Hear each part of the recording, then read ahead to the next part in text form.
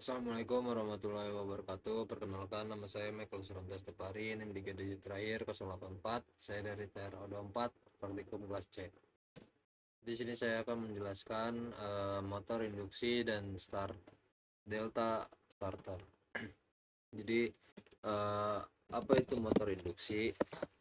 Jadi definisinya itu motor listrik AC arus bolak-balik yang bekerja berdasarkan prinsip induksi elektromagnetik. Karakteristiknya disebut juga motor asinkron karena kecepatan putar rotor selalu lebih rendah dari kecepatan medan magnet stator atau slip.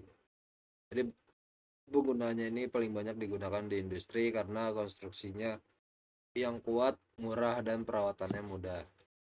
Jadi bagaimana sih motor industri itu bekerja? Jadi prinsip kerjanya ini arus listrik, arus AC 3 fasa masuk ke belitan stator, terus medan putarnya menghasilkan medan magnet yang berputar, RF, rotating magnetic field.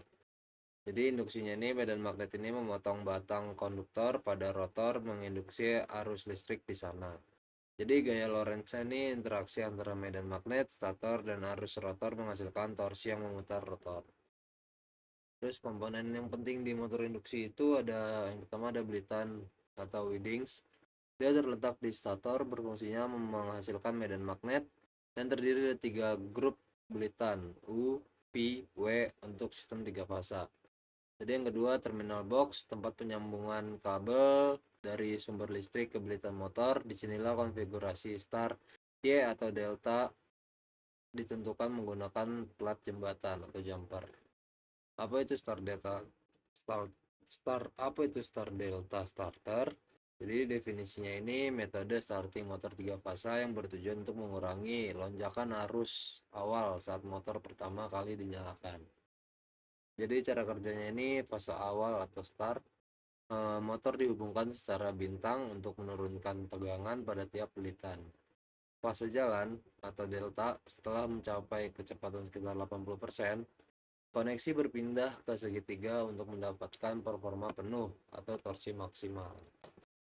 Jadi alur rangkaian daya dan kontrolnya itu rangkaian daya melibatkan 3 kontraktor utama, main, star, dan delta, dilengkapi pengaman seperti MCB, 3 fasa, dan TOR, thermal overload relay.